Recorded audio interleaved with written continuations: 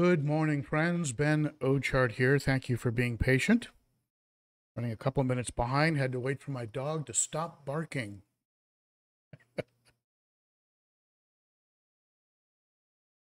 Welcome to Cichlids and Coffee. Somebody was making a delivery, and the dogs, for those of you who saw that other video, the dogs are on the landing right above my head here.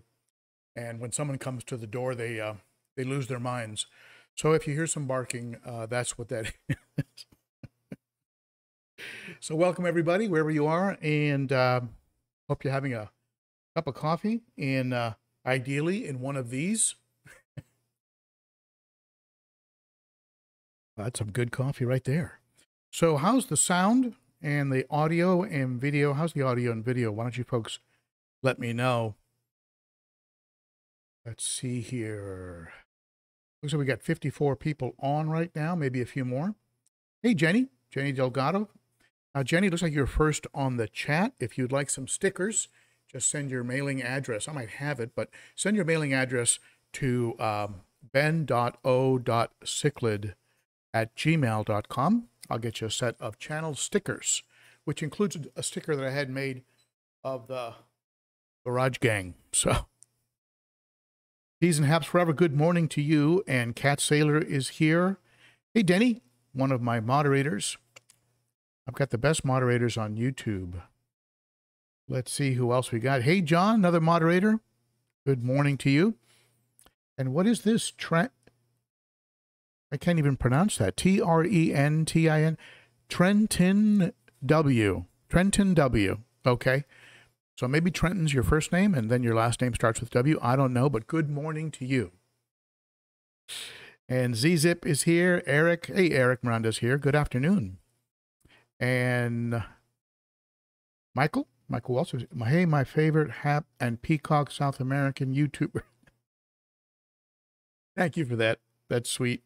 Hey, a super chat. Someone comes in with a clapping hippo. Love it. Absolutely love it. Thank you so much. Hey, Amber Key. Good to see you. And let's see. You folks have been getting into some kind of a conversation here. And let me see. Danny GP's here. Hey, GP. Good to see you, buddy. T1 Dirty. T1 Dirty. I love these names. Patrick Maloney. Good morning, everyone. Good morning to you, Patrick, wherever you are, my friend. And hey, Oink Master Supreme Forever. Hello. It was so nice to meet you in person. Jay is here. NJW is also here. And Heron Navarro. How do you take your coffee? Black with a little bit of sweetener. Just a little bit. And I either use honey or monk fruit, a thing called monk fruit. Don't like the sugar too much. Try and stay off of it. Even though I do cheat, I'll admit. And Danikin Aquatics. Hello, Danikin Aquatics. Fish Ranch is here. Love that name. Whips World. Chris G. And Tabarak Joe. Hey, Joe. Good to see you, buddy.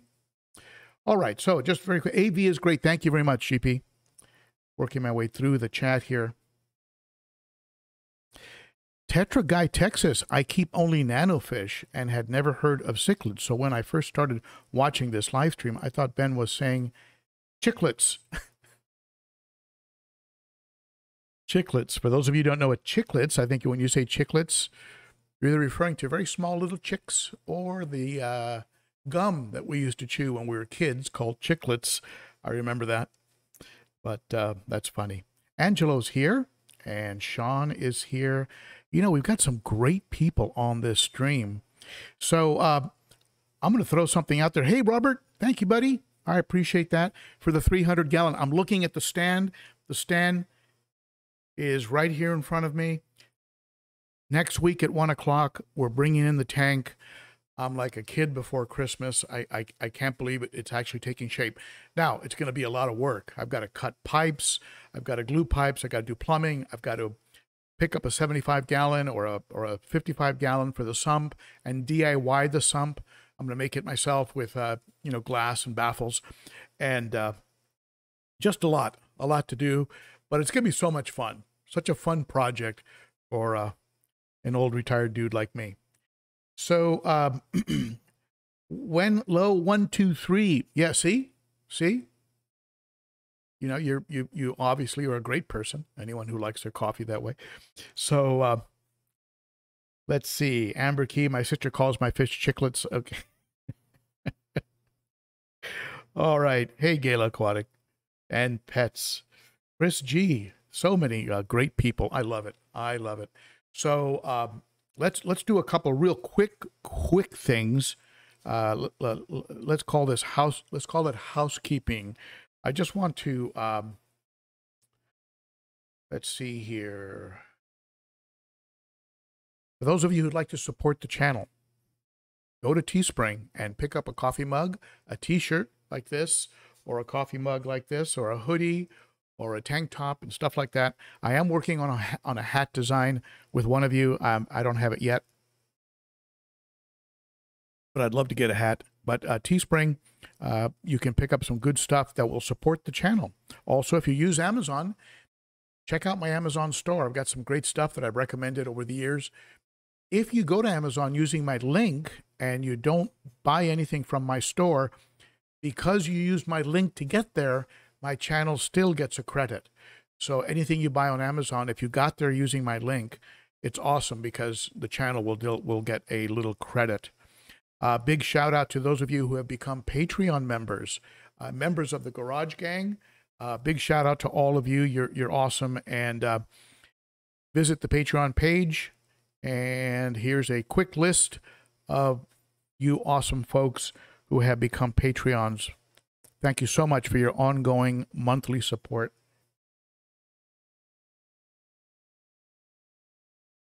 All right. I'm drinking a lot of coffee. I went to sleep very late. I woke up very early. And so expect me to be taking a lot of sips of coffee. All right. So that pays the bills. And got to pay the bills. Got to upgrade the computer. I had to upgrade my video editing software. And there's always something. And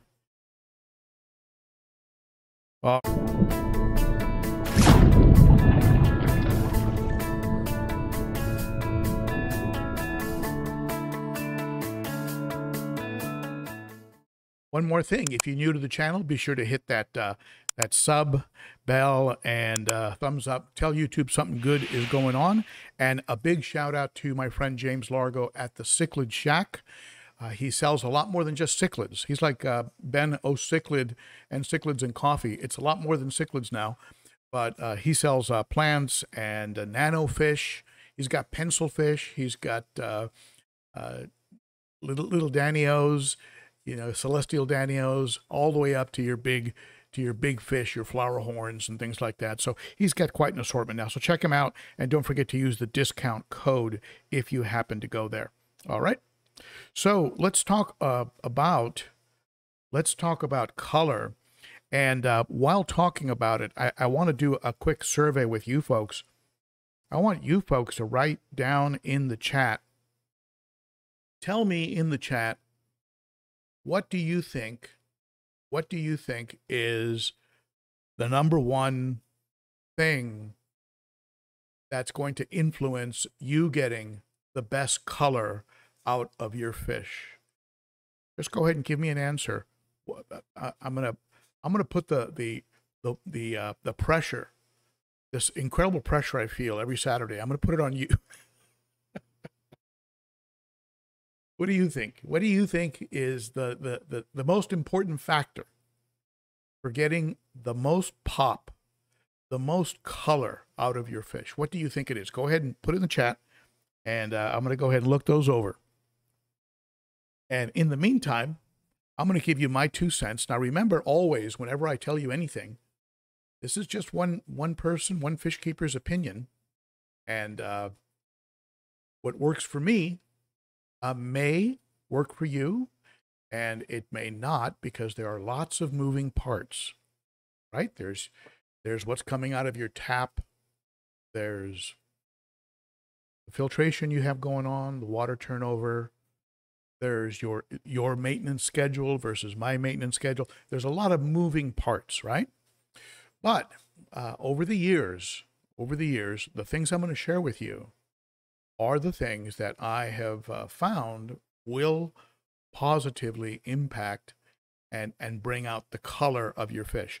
Now, the reason I'm even on this topic is one of you mentioned under an Instagram post. If you don't follow me on Instagram, I post things there that I don't post anywhere else.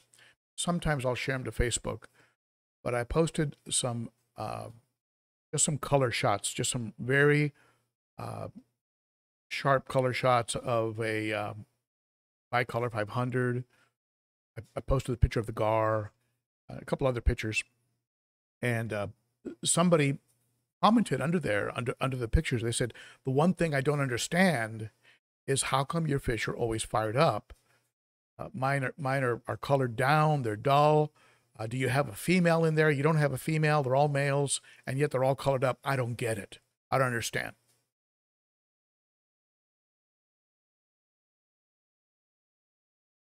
So I just told him, I just said, look, it's just Photoshop. I just doctored the photos. My fish have no color. And I'm just being silly. There's a lot of factors involved. And this is not in any order of importance. It's just as they come to mind. All right? Now, first and foremost, you have to start with good quality fish. You might go somewhere and buy a fish that is labeled as a red shoulder or as a flame tail, but somewhere down the line that fish got hybridized. Another fish entered into that sort of line, that DNA line, and has watered down that fish. So when somebody sells you a F1, somebody went to the lake and got some fish, went to Lake Malawi or from whatever source, whatever fish you have, the Amazon, wherever, and they got an F. They pulled out fish which are F0, right? Right from the lake. And those fish were then bred, right? They were then paired up and started to produce fry that are F1. That is a very, very strong and good stock, okay? So pick up your fish from a reliable place. If you can get F1, get F1, or get them from a very good breeder, that you know is not selling you fish that along the line may have been compromised in some way. And these fish are genetically, you know, they're solid fish. And most of the fish I get from James, and yet there's exceptions. I'd say maybe 60%, 70% of the fish I have currently are F1. They're F1. And if you look at the, I'll turn the camera here.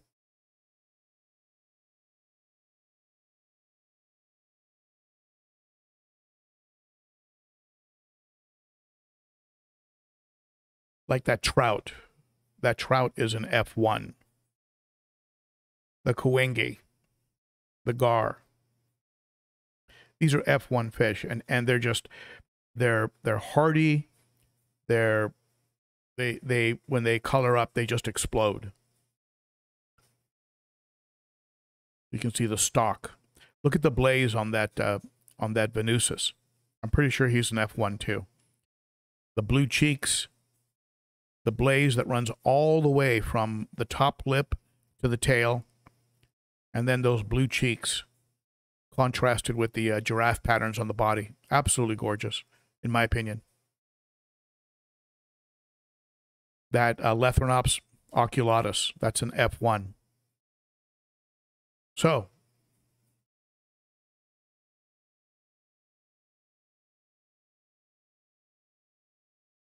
the point I'm making, start with the best stock you can start with, okay? Now, for some of you, that's not going to be possible. You don't have access to those kinds of fish. I get it. So there's other things you can do. Number two, and this would seem rather obvious, right? But maintain the best possible conditions. Now, the best possible conditions doesn't mean that you're messing with your tank all the time. the way I do. And again, I'm just being silly. What it means is, of course, that you stay on your schedule. You maintain your filters, right? But you don't overclean where you're shocking your fish or stressing your fish with too much messing around. Too much sticking your hand in the tank, I think, is not a good thing. So you are keeping things clean, but you're not over cleaning. And you are doing your water changes. You're staying on schedule. You're not skipping or getting lazy. And as a result, your fish are in good water conditions. You run occasional tests, and your tests tell you that your fish are in zero ammonia, zero nitrite, right? And low nitrate. And by low nitrate, I mean anywhere from 10 to 40, even as high as 80 is not going to really stress them that much. But maintaining the best possible water conditions because you stay on it. You do the work and you don't slip. You slip occasionally. Who doesn't slip occasionally, right? If somebody told you that they didn't slip occasionally, they'd be lying. And so, but for the most part, you're on it. You're on it. So good water conditions, and you're really like paying attention so that when you do a water change, you're conditioning the water properly, you're matching the temperature, you're making life as unstressful as possible for your fish. And that takes me to point number 3. Point number 3 is stress. In particular with aggressive fish, because these fish, they're gonna be as close to pretending to be dead. If they think they're going to be under attack, they're going to want to be completely off the radar, and to the point where, hey, you don't want to eat me. I'm dead. I'm rotten. I have no color. I'm not a threat. I'm sitting here in the corner with my fins clamped, and I'm not even trying to take some of your food. I'm certainly not going to compete with you for your females. So just ignore me. And fish will go into that kind of behavior if there's a bully in the tank, or you have fish that are mismatched. You have the wrong kind of fish together.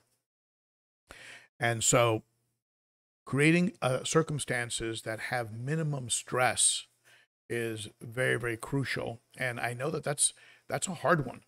That's a hard one. If you're keeping the more aggressive, the South Americans, or maybe keeping some of the Lake Malawi, even the Tanganyikan, right? You can get into a real puzzle, How do I move these parts? Who do I pull out? Who do I keep in? So I can minimize the stress.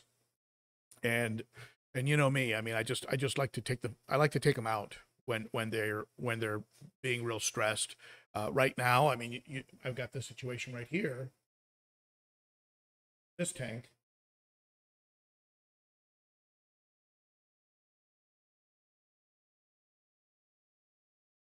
You can see it, but I have I'll turn this light, make it a little bit more visible.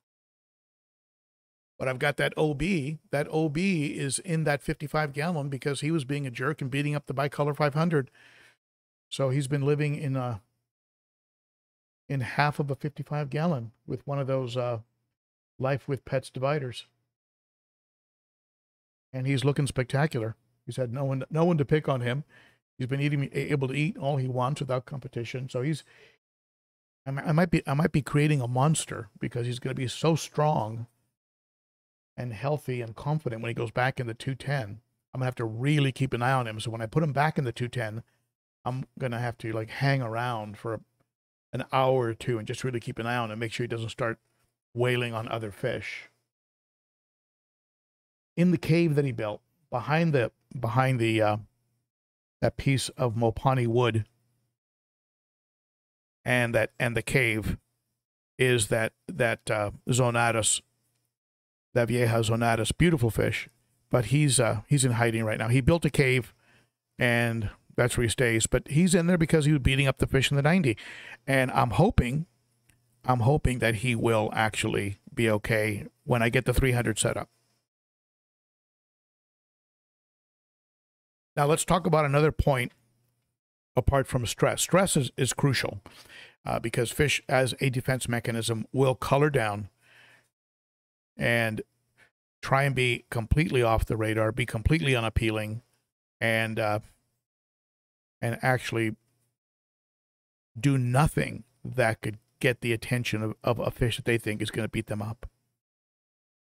Now let's talk about substrates. Okay, we have the combination of substrates and backgrounds and what that does with color. Personally, I like a black substrate, as you see here.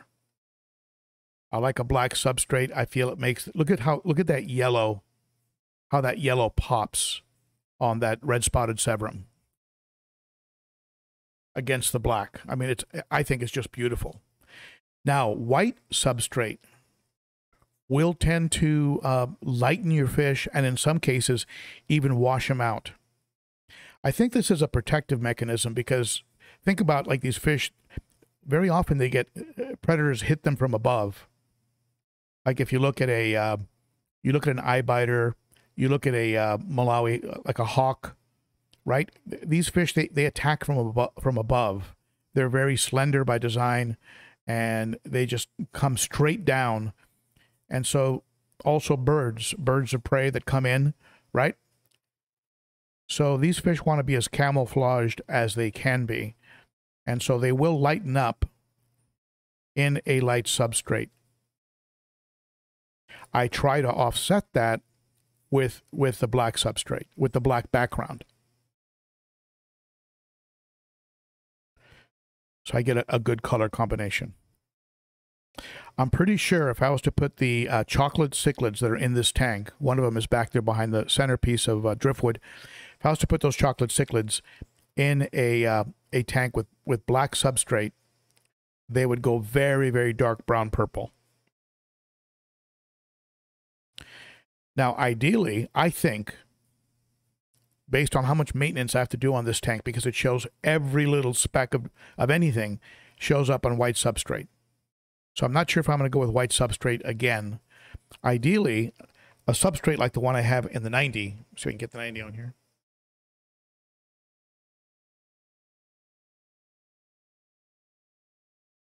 My big head. So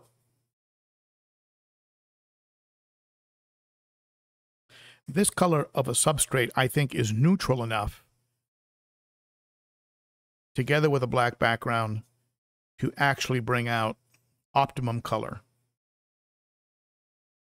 So I have a mix of light and dark in the substrate, a black background, and light and dark decor. And as a result, I think the fish, I mean, look at that Salvini, Nicaragua female, both of them females. That beautiful Vieja, the red shoulder, Jack Dempsey. I mean, they're all popping. They're all popping. And I think it has a lot to do with the fact that I have them in this kind of a mix. Now, another factor, let me pull this back so you don't get shocked by my head.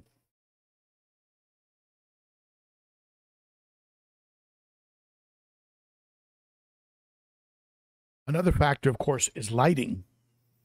And I think fish look the best. I think they look the best in sunlight. If you've ever had a tank near a window and you open the drapes and let the sunlight hit the fish without any aquarium light on, I think that shows the most beautiful, the deepest coloration, in some cases the most translucent colors. I think that's the best lighting. So to approximate that, I go with lights that are full spectrum, lights that emulate, that are as much like the sun as I can be. So what I'm using currently is I'm using full spectrum LED lights on all of my tanks. The two behind me are Beamswork full spectrum LEDs. And then on the 210 I have a JC&P light, and I have two JC&P lights, and I have one aqua light, a light that's made by Aqua, which is really just it's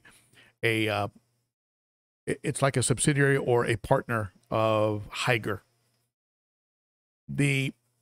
What I love about the lights that are from JC&P is they allow you individual control. In other words, I can tone down the red, I can up the blue, I can up the red and turn down the blue, I can up the white. I've got about 10 different levels for white, which includes a little bit of green, blue, and red with the JC&P lights. And they're all very, very thin. The Haiger and the JC&P lights are the most thin. They're very, very thin. So I encourage you to get a full spectrum light if you it's my opinion, I think LED light's the best. And be sure that you get a light that is providing you with the proper amount of lumens. So when you start researching the buying of a light, look into how many lumens you need to fully illuminate the bottom of a tank, depending on the size of your tank. You need much more lumens for a 30-inch tall tank than you would for a 10-inch tall tank. So just be sure to check the lumens. I mean, even a light that is very wide can have low lumens. So always check that, and if you don't know what lumens are, do a little research on it and look at what is recommended for the depth of your tank to get the best possible coloration. Now, something real simple that is often overlooked. The top of your tank very often can get a mineral buildup, a crust. And it's one of those things that happens slowly and over time. So people don't really pay that much attention to it and really don't even notice it that much.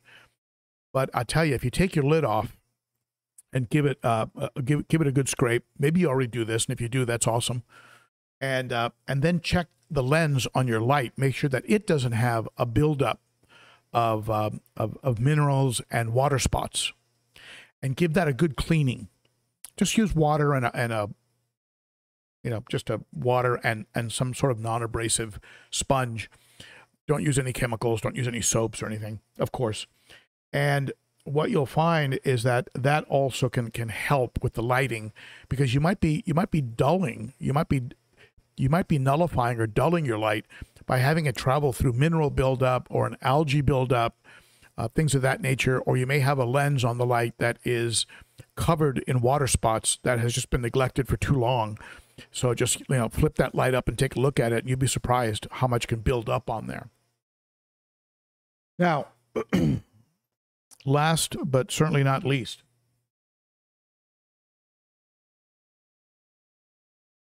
is food.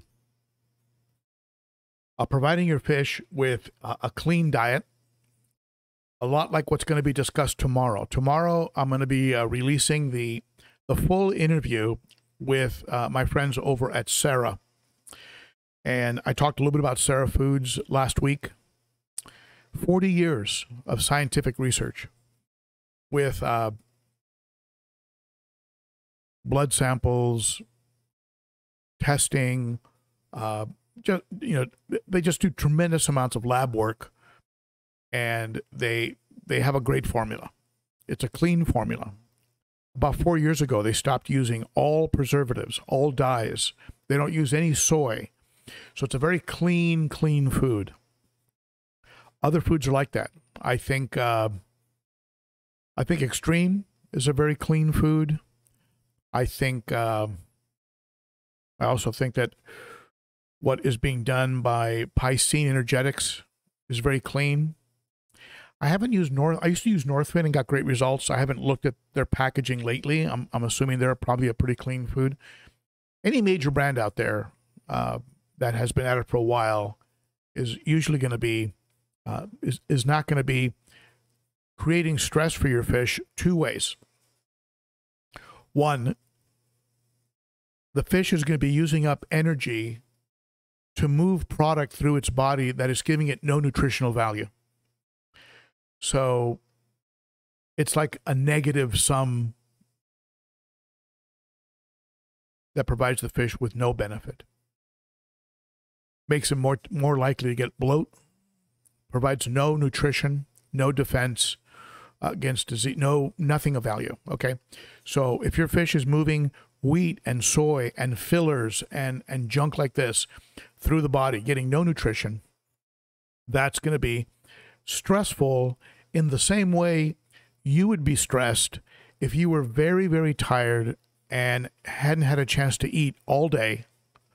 And imagine if that carried on until the next day, and it's like mid-afternoon, you haven't had food since breakfast yesterday, you got terrible sleep, you're probably more susceptible to disease, irritability, you're probably colored down. Right? You're certainly not going to be into breeding.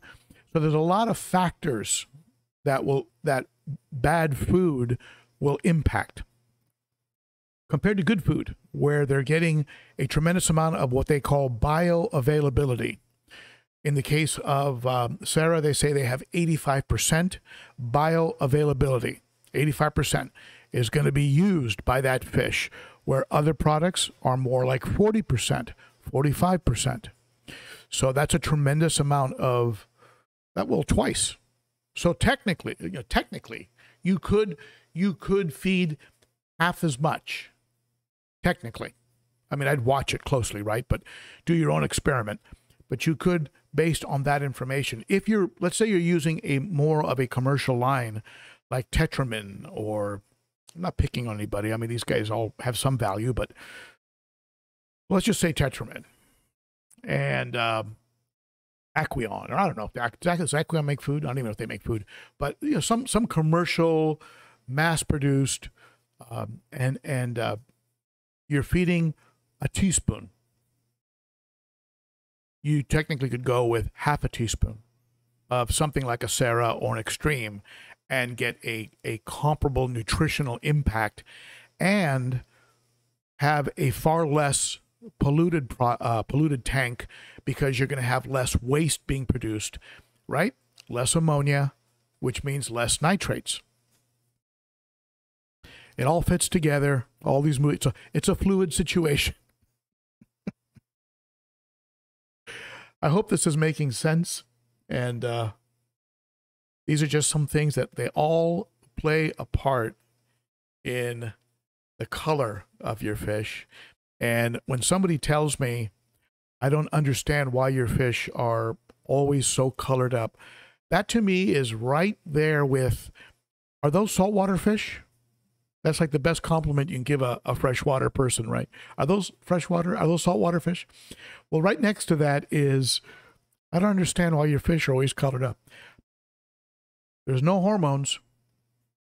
It's just the factors I've told you. Full spectrum lighting with the proper amount of lumens, clean lighting, clean lids, proper balance of color in substrate and background and decor, clean food, proper maintenance schedule that is stuck to, and stress being worked on very, very quickly. Like if there's a bully shows up, remove them relatively quickly. I've taken too long at times, I'll admit it, but acting quickly on stress factors, and as a result, we get good looking fish, colored up, good looking fish.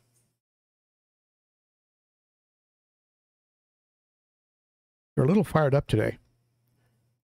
I've noticed a few more chases than normal. This, believe it or not, this tank tends to be a bit calm, even though it's full of what people would call predators. All right, let's take a look at what you folks had to say.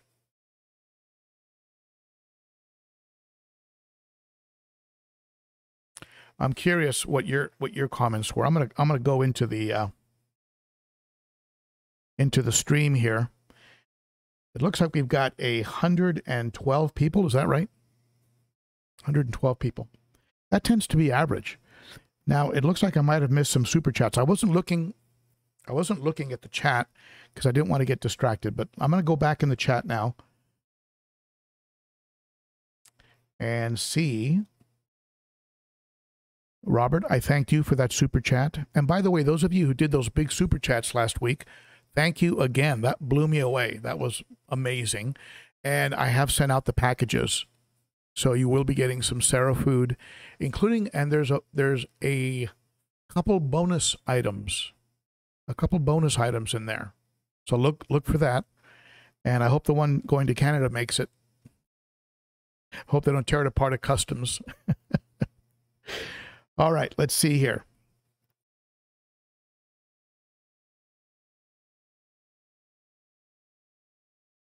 Henry Bowman, I have found a lot of your videos very helpful starting up my Mbuna tank. Good luck, Henry. Mbunas are beautiful. Create a lot of caves. I love the caves from underwater galleries, but you can stack some rocks and build your caves up. They don't have to be just along the bottom. They can be up. So give them imagine that you're building in Manhattan or Tokyo or Taiwan, you know, just build them up. So you have condos at different levels, right? I think that's the best Mbuna tank. If you're using real rocks, it can be quite a chore to service that tank, but it could be pretty cool. Hey, Sean, shout out to you in Toronto. And you're welcome for all those tips. So let's see here. I'm seeing that you're having conversations. Let me see. Jeff Hester, Ben, is a Fluval 407 too much for a 55? You inspired my dual 55 project in the planning stage. What is the, I'm not familiar with the 407. I'm sorry, I can't really answer that without just throwing something out there as a guess, which I don't like to do. What is the gallons per hour on a Fluval 407? And I would say if between the two types of filtration, if you're turning over that tank anywhere from 5 to 10 times per hour, you're in good shape.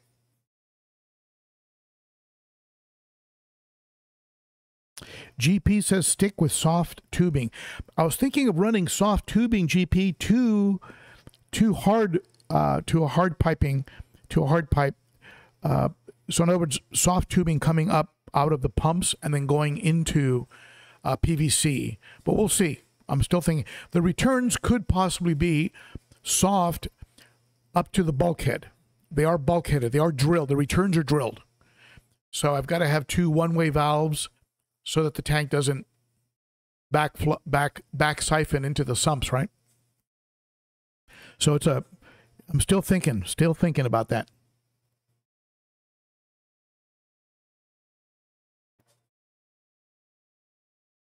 Oink Master Supreme forever. That's okay. You can have me in the background while you do your water changes. That's totally cool.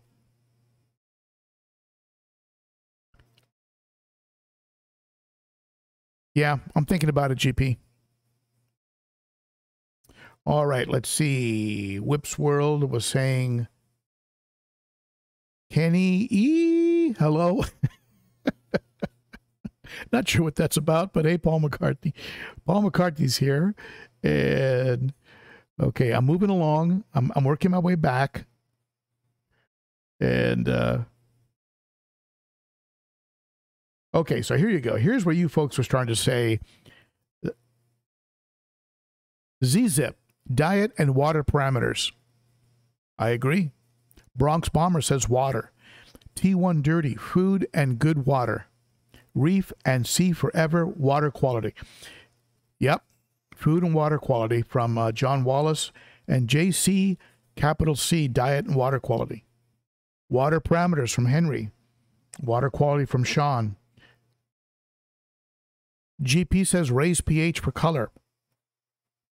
Now, interestingly enough, GP, and I'm not trying to be argumentative with you, but my African cichlid tank runs in the high sevens, mid to high sevens. It's not in the 8.1, 8.2 range that would be in the mind of some to be more ideal.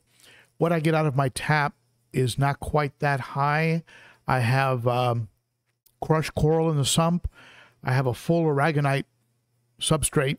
So I'm doing what I can, but I'm not going to try and raise it with products, right, with chemicals. And I'm getting these kinds of colors. So, yeah, I'm sure if you get closer, if you dial it in closer to ideal, maybe we'll get more pop, maybe even more pop. Chris G, sand and background. What color sand, Chris? Food and lighting from Grizzly784. Supaswol, the most pop of color, hormones. Oh, I hope you don't sell fish, because Sean Cristo, water conditions. Joe Provenzano, let's see here. Steroids and booze. Isn't it funny how quickly it spins out of control?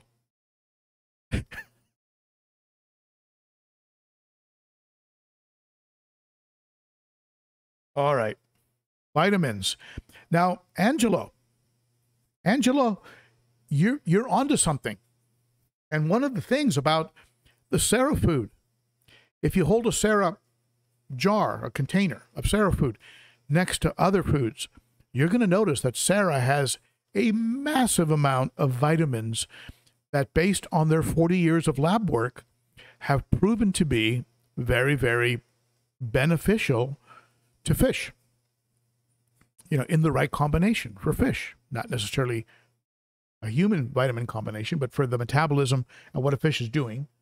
And so check that out on the back of a Sarah label. Vitamins, tons of vitamins. Let's see here. JCC, consistency. Now, I've heard that about, for example, when your lights go on and go off. That's a case for timers. How often you do your maintenance. When you feed, you know, certain things that are just sort of consistent patterns.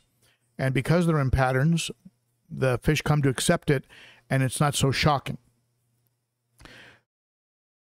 Fish in clean water and the best food. Michael Welsh says Extreme. I've had great results with Extreme. By the way, both Extreme and Sarah, you can get them at the Cichlid Shack, and you'll get 10% off if you use Shack Attack 10. So I checked with James. He says he can get Sarah, and he's going to stock South American, African. He's going to stock it. I know Denny was asking about it, and James can get a hold of it. Proper food and clean water from Alec Komanoff. I hope I pronounced that right. Water quality from Amber Key. In the genes says food and water parameters. And Trenton W, I would say the place to get our fish and the food we feed, as well as having all males. Certainly in a African cichlid tank, for sure, on the all males. And even though you throw a female in there and they'll fire up, they'll go into what's called breeding dress, which is spectacular, but that can turn into a battle royale real quick. So I don't recommend it. Tetra Guy, absence of stress, quality food along with absence of stress.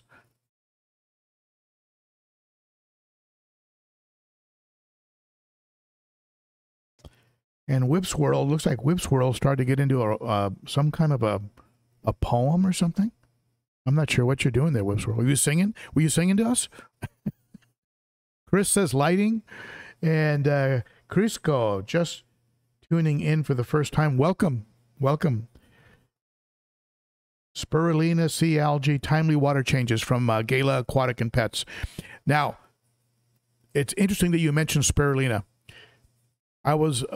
You'll see in the interview with the two representatives from Sarah in tomorrow's video. And as I mentioned, the Patreon members already have that video. They got it early. But they really emphasize feeding to the predators to the omnivores, right? And in some cases, carnivores, feeding them vegetables sometimes, a vegetable meal. Cleans them out and does provide a lot of good nutrition. So they have some veggie cichlid foods. And of course, there's a lot of good spirulina out there that you can use. Food, water, parameters, clean tank from Wenlo123.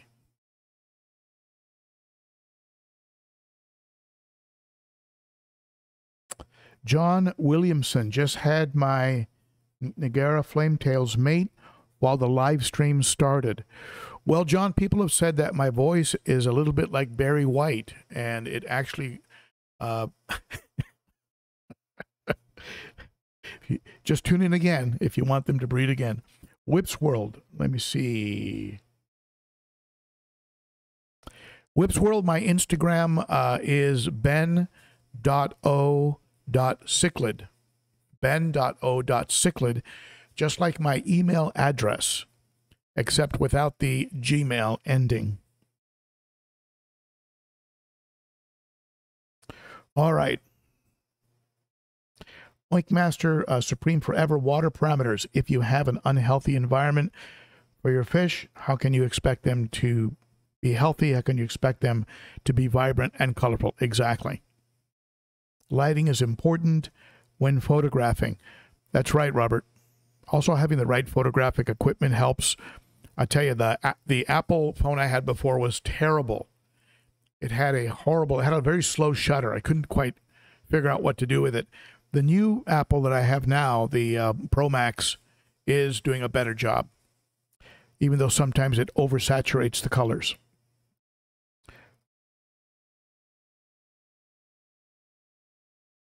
All right. Zeus 80. Zeus 80 getting back into the hobby after a 20-year hiatus. Wow. I'm setting up a 90-gallon with a 20-gallon sump. And the fish I want are electric blue Ochart, geophagus, rainbows, and Adelphicories. How many of each? Wow, in a 90? First of all, cories like to be in bunches. I'd get 4 to 6 cories for sure. Ocharas, maybe 4 or 5, maybe. Of course, if they pair up, you might have an issue. If a couple start to breed, they might get a little hard on the other ones. But the Ocharas, I've seen them in groups. They look great. Let me see. Geophagus. I suggest you do not get Geophagus ceremonensis. That's what I have in this tank behind me, and they are very hard on each other. Pick up some redhead tapajos. Redhead tapajos. You might even consider putting in a red-spotted severum. A red-spotted gold severum. Beautiful fish. Love that fish.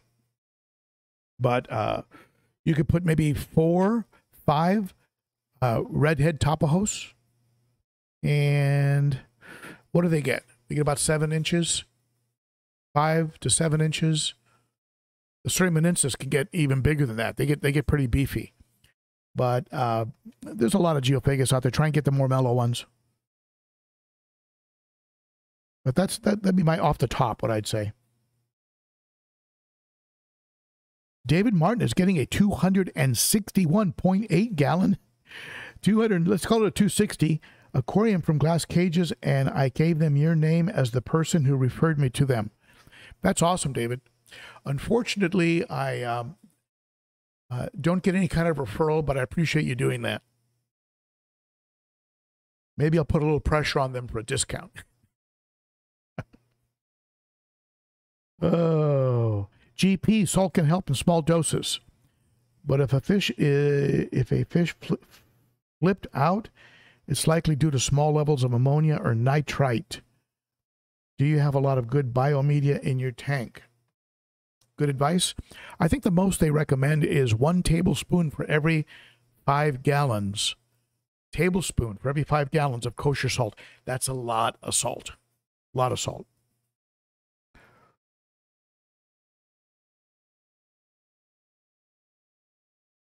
All right. So, Robert Egan, thank you for that super chat. And I appreciate that. Professional lights help. I like that. And I think there was another super chat in there. Jerry's Fish Room. There you go. All pass for being late. Were you late, Jerry? Okay, don't forget, I need a note. I need a note from Janice. Visit Jerry's Fish Room, my friends. Jerry's Fish Room. Let's get that channel built up. What do you say? And then check out Brandon, the blind fish keeper. Let's build up that channel. A couple great guys. Natalie from London. Hello, London. Say hi to my future daughter-in-law. She's working at a company in London while her fiancé, my son, is working in Dublin. And they do get together every week or so. And I'm jealous how much traveling they're doing. All right. I'm going to open this up to questions. Any questions you might have, let's go ahead and ask them. And I will go ahead and check the chat. Any questions that you have, now is the time to hit me. Thank you, Super Chatters. I hope I didn't miss any of you. Go ahead and hit me with any questions.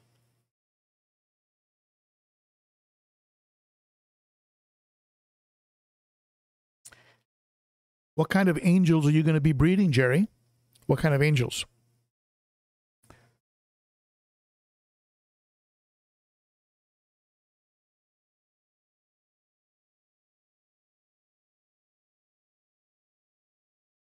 Someone's having some problem with cichlid. I bought other cichlid food.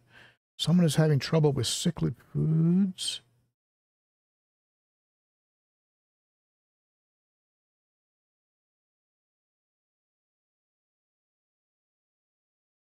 Holy moly, Jerry, you have 200 blue Acara fry? Well, you should connect up with that gentleman that's setting up that 90-gallon tank.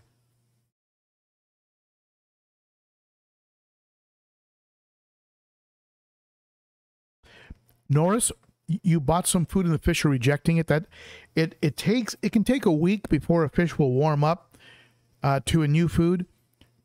If you want to feed them a different kind of food than what they're accepting, you can mix the foods together. Put some of the food that they will accept with the kind of food you want them to be eating.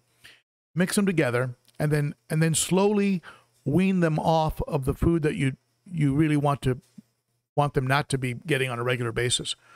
Also, just a bonus tip for you. If you ever buy fish from a breeder or even from a shop, ask them, what do you feed? Do you feed flakes? Do you feed pellets? What do you feed these fish? And try and mix that in with what you feed them when you first get them home. And then gradually, like over a week or 2 weeks, start to wean them off of the transition food and then get them onto. And it might sound a little bit odd. I mean, like, let's say the guy or the gal says, well, we're feeding them Tetramin flakes. And you don't like Tetramin, you don't want to buy Tetramin. Jump up, buy a little teeny container, mix a little Tetramin flakes in there with your extreme flakes, and then a little bit at a time, wean the Tetramin off. It just makes it easier on the fish. And again, we're talking stress, right? Just making transitions easy. Because stress and color definitely go hand in hand. Heron Navarro comes in with the super chat. Thank you, Heron. I appreciate that. Started a 75-gallon, wanted to separate my rainbow shark, want to get a cichlid for that tank as well. Recommendations, getting started with cichlids when I don't really have a backup tank. Should I make a backup? Anybody who has African cichlids, I tell them that you've got to have a backup tank because things happen. I mean, that last video I just released, the video on the 5 things to prevent a mass die-off. One of the tips was have a tank ready. So if you spot something, you can pull a fish out. Let's say a fish is getting beaten up or is beating up other fish, or a fish is demonstrating signs that they may be headed towards disease. Pull that fish out quickly, put them into that extra tank. So you need to have that tank. And you want to throw cichlids in there. 75-gallon. Want to keep that shark. You might want to consider maybe start off with some rams. Depend on the water parameters. What are the water parameters needed by that shark? You're gonna, I think those sharks get pretty big though. So, but I wouldn't put them with African cichlids. I don't think that shark is going to want a very high pH, very hard water. So you're probably going to have to go with a South American cichlid, something like that. Depending how big that shark is. 75-gallon. I don't know. What do you folks think? Why don't you guys jump in and give Heron some advice here? Chris G, what do you think about black diamond sand? I have heard good reports from people that have used it. I don't use it. The only reason I don't use it is the way I understand it,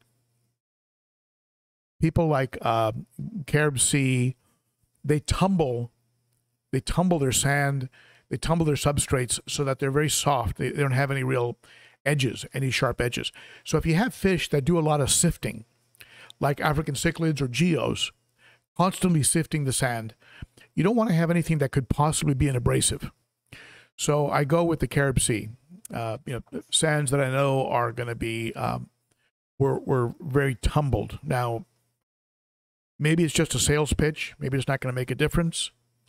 At the same time, you can find 20 people that will tell you that playground sand, black diamond sand, pool filter, right? Pool filter media, diatomaceous earth, right? You know, people will tell you all these different things that are very inexpensive. They'll tell you that those work fine. So one thing to be aware of is that some of those products might release, like play sand, I believe, might release a lot of silica and maybe phosphates, which can give you bearded algae, black algae, which can be very hard to get under control. So just things to keep in mind. A lot of moving parts. Tabaric Aquatics. I love my Surimanensis. I found that if you keep 6 or more, they get along just fine. And you know what? That is probably very sound advice. I mean, that would spread it around. Right now I have 2, so I have the perfect combination for a battle, right?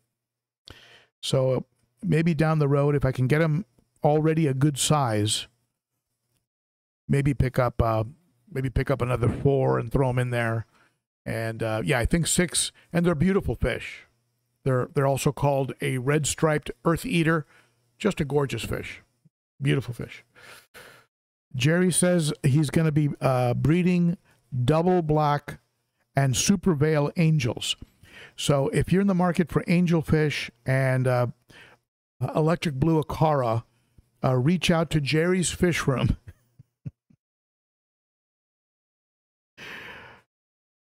Let's see here. Somebody gave me did I miss a super chat? Or was that the one from Fish Ranch? Oh, Fish Ranch. A little something so you can get a frontosa. You know, I love frontosas, Fish Ranch, but if I were to get frontosas, I'd have them in a species-specific tank, all frontosas, lit at maybe half the lumens that I would normally use, because I know they like it to be a little bit dim, and I'd have a whole bunch of them. I think frontosas are beautiful. I love their temperament, and they're just really cool fish, really cool fish. And I've said this before, they can last 30 years. I'm 67. I don't want to buy a fish that's going to outlive me. Okay, let's see. Any other comments?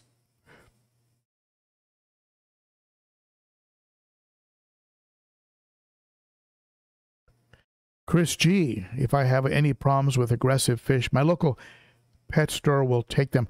I've had, you know, like a sort of like a no questions asked over at the Aquatic Critter. I just walk in with a bucket and I said, here's a male Nicaragua. And they go, okay, thank you so much, you know. And if they're in a good mood, they give me a store credit. If they don't, I really don't care. I just want to give them a good home. And so that's worked out okay. Do you add supplements to your African cichlid tank? Which ones and how often? I don't, this is a question from JC and C, JC and then capital C. The only supplements they get are the supplements that are in the food that they are eating.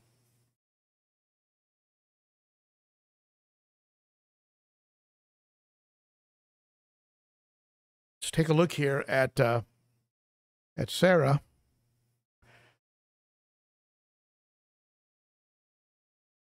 Vitamins and provitamins. This is Sarah Granyard Nature.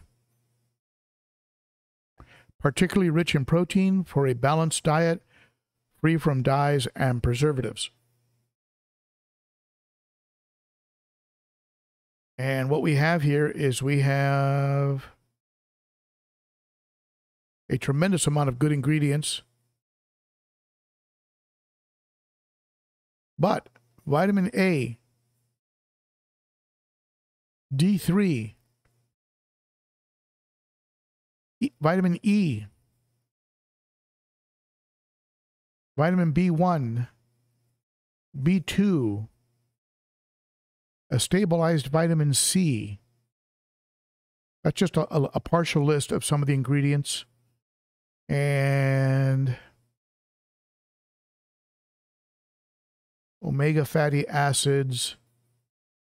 And as a preservative, they use a type of algae that is actually has nutritional value to the fish. It also has green lip mussels, brewer's yeast, and garlic. Garlic makes it irresistible. You put garlic in the food and they can't resist it. And I'm a lot like my cichlids. You put garlic in food, I can't resist it either. So let's see here. Jay Chambers, thank you, Jay. I appreciate it. And some love back to you as well. And Dan Cost, anyone wants convict cichlids? Dan, I've heard convict cichlids are like rabbits. You buy 3 or 4 at the fish store, in about 2 months, you'll have 30 or 40. Is that maybe 60? So if you want rabbit fish, get convicts. The other thing that I add, to my African cichlid tanks, for full disclosure, is I add what is called Seachem. I think it's called Lake Malawi salt. And hold on one second. Let me get it. Have you look at the fish here for a second.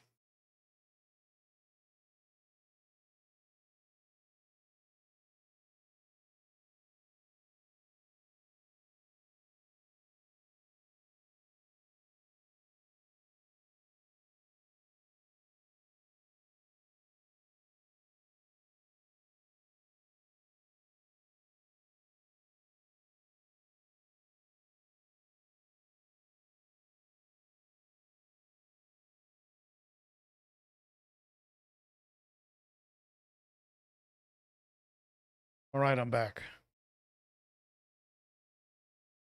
So a product that I use Cichlid Lake Salt, and this is not salt in the traditional sense.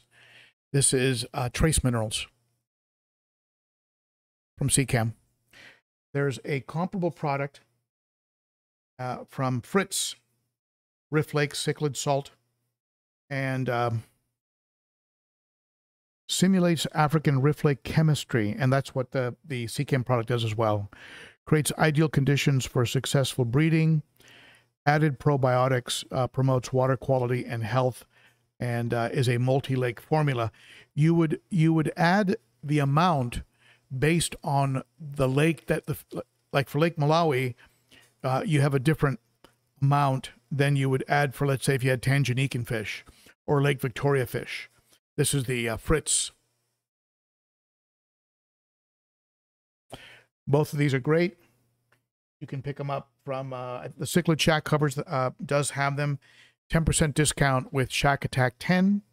You can also get them from a lot of other great places. Aquarium Co-op has it. Super Cichlids has it. Right, a lot of great vendors out there. So, go with who you feel confident about.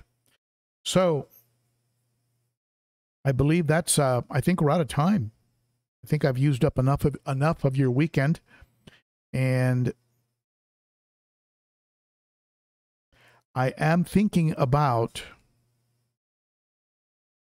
going over to the Aquaticon at the end of the month in Knoxville. If you're going to Aquaticon, go ahead and say so in the chat. I'd love to know if you're going to be going to Aquaticon. And Ben, Dan has a question though. Ben, what size tank would you recommend for a sump for a 60-gallon? Well, I've got a 29-gallon sump and an FX6 on the 210, and it's working wonderfully.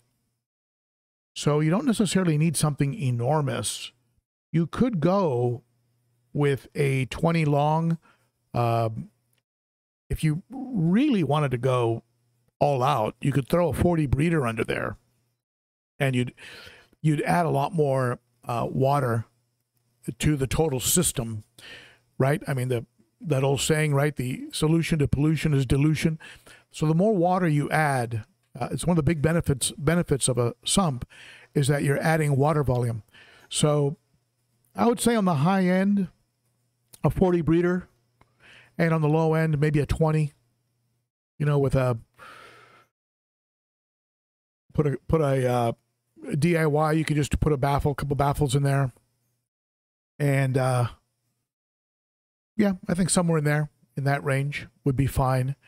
And it's gonna be a fun project. That's gonna be that should be a very stable tank because you're adding water volume, and of course you'll have. When you look at a 20-gallon aquarium, or let's say you go with a 40 breeder or even a 29, compare how much media you can put into the section that's going to be dedicated for media. How much media can you put in there versus a hang-on back? You're going to be able to put 10 times the media. So that's going to be a very healthy tank. And most people will not put a sump on a tank that small. So I think you're going to have if you want to do, let's say you want to breed some fish, you want to have you don't want good water quality. You want pristine, exceptional water quality. Yeah, put a sump on a 60. That's going to give you a lot of turnover, a lot of dilution, and a tremendous amount of capacity for beneficial bacteria. Keeping in mind, you'll only make the amount of beneficial bacteria that your fish and feeding is going to support. So adding more media for more beneficial bacteria, it's going to stick somewhere. The substrate, the decor, it's going to go somewhere. So it's only going to be to the amount that your ammonia is going to support. So just keep that in mind. But Whip's World, convicts can breed like rabbits, but if you grow them out to their full potential without getting them all beat up, they can be really stunning. Not sure if I've seen a big one. I've seen average, 3-4 inch ones. I haven't seen a full grown one. I'm sure they're beautiful. I'll tell you what really impressed me. The last time I went to Aquatic Critter, they had a type of firemouths that had a beautiful green around the eyes. They were gorgeous. I really regret not having picked one up. If you have experience with firemouths, do you think firemouths would get along with the fish I currently have? Go ahead and comment in the chat, because if I go back to Aquatic Critter and they have that firemouth again with that beautiful green around the eyes, I'm going to get one because it was just a gorgeous fish, and I really regret not having gotten one.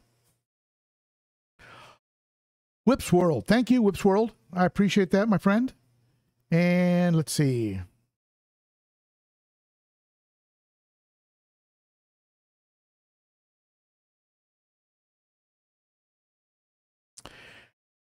You had a jump in nitrites. Mohammed Hisham recently had an ammonia spike. It sounds, and I know this can happen if you use an antibiotic antibiotic, right? It's going to kill, it can potentially kill beneficial bacteria. So probably,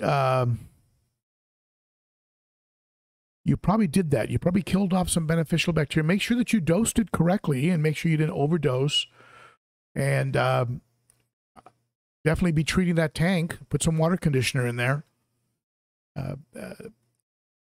And once you're done with the treatment, be sure you throw some Paragen, or some ChemiPure or some activated charcoal in there. Remove all the residual meds out of the tank. Then throw that charcoal away. And but yeah, it sounds like you might have killed off beneficial bacteria, in which can happen. It's the exception. Somebody asked that question of Corey when I saw him live. They just asked him. They said, "Hey, what do you think about medicating a tank and actually creating an ammonia spike?" And he said, "It's very rare, very rare. Not something you would normally worry about." But if you maybe had a tank that wasn't quite as established, or maybe you had recently done a very major cleaning and killed off some of your beneficial bacteria, then started the treatment, it's possible. It's possible that you killed off too much bacteria.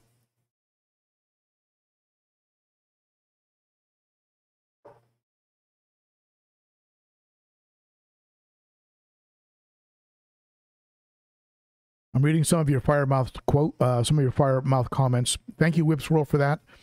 Something to keep in mind.